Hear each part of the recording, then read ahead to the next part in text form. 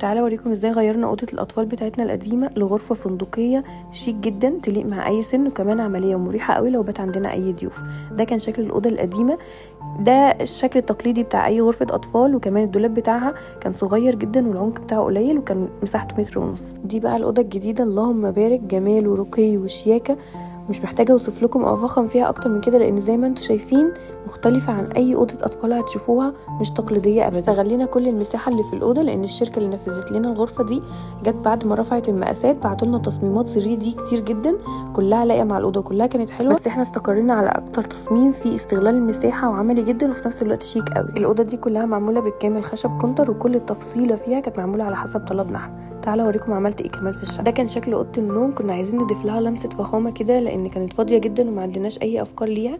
نفس الشركه اللي نفذت لنا اوضه الاطفال كان عندهم افكار حلوه كتير ليها. اتفرجوا انتوا اختلفت ازاي باقل التكاليف. اول حاجه عملوا لي اليونت بتاعه التلفزيون دي، تاني حاجه غيروا نظام الاوضه، وتالت واجمد حاجه اتعملت التجاليد اللي اتعملت في ظهر السرير، نفس لون السرير بالظبط ونفس لون التنجيد. وكمان عملوا لي الارفف اللي على الحيطه والبنكيت اللي تحتيهم دول برضو بنفس لون الخشب بتاع الاوضه ونفس لون التنجيد، وحرفيا الاوضه راحت في حته تانية. وشوفوا بقى الجمدان اللي جاي ده، دي كانت حيطه عندنا في وش باب الشقه فاضيه مش مستغلينها في اي حاجه خالص، بس نفس الشركه اللي عملت لنا الحاجات التانية في الشقه كان ليهم راي تاني. وحقيقي كل لمسه ضافوها في الشقه ابهرتني وفرقت في شكل الشقه قوي. نيجي بقى المطبخ الجميل اللي انا بحبه، بتسالوني عنه كتير قوي، مش عايزه افاجئكم واقول لكم ان نفس الشركه اللي صممت لي كل الحاجات اللي فرجتها لكم في الفيديو ده هي نفس الشركه اللي صممت لي ونفذت لي المطبخ ده وقت ما نقلت الشقه جديد. ومش بس المطبخ يا جماعه، لا ده انا هفاجئكم بجد دلوقتي. بالظبط كده، التحفه الفنيه اللي انتوا شايفينها دي الدريسنج روم يا جماعه اللي بتسالوني عنه كتير قوي، واحلى حاجه حرفيا في شقتي كان من تصميم وتنفيذ نفس الشركه اللي تقريبا كده عامله لي اهو الشقه كلها.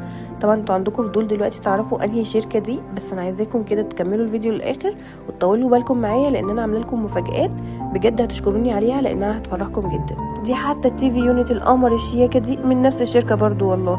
لا بصوا انا هديكوا صاحب الشركه بقى يكمل معاكم عشان انا تعبت.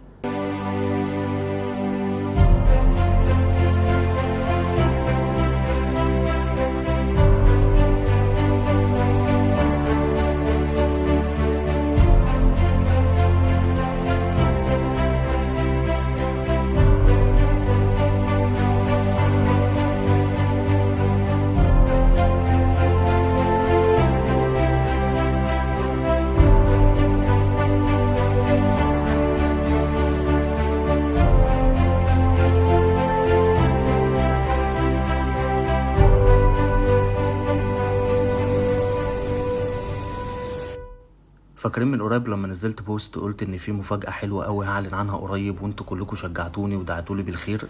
النهارده بعلن الحمد لله بفضل ربنا ثم بتشجيعكم ليا ان انا بقيت شريك في شركة الروسيان كيتشن، المطبخ الروسي اللي من خلالها نفذت اوضة الاطفال والدريسنج روم والمطبخ والتي في يونت وكل التفاصيل اللي انتوا شفتوها في الفيديو ده، وكمان لسه هفرجكم الشغل اللي في الفروع والفروع بتاعتها.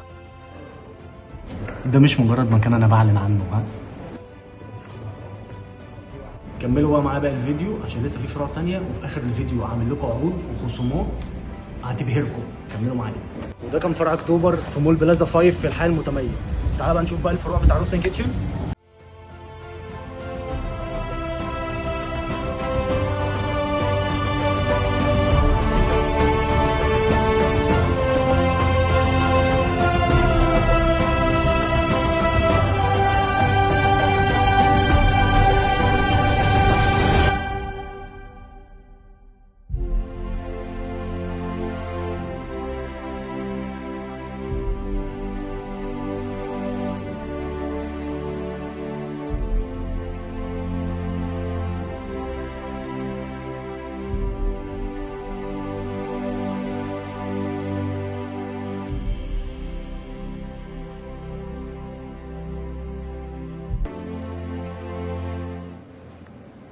وده الفرع الثاني، فرع المقطم في الهضبه الوسطى شارع كليه الصيدله. كملوا بقى معايا عشان تشوفوا الفرع الثالث وتعرفوا الخصومات والعروض اللي قلت لكم عليها.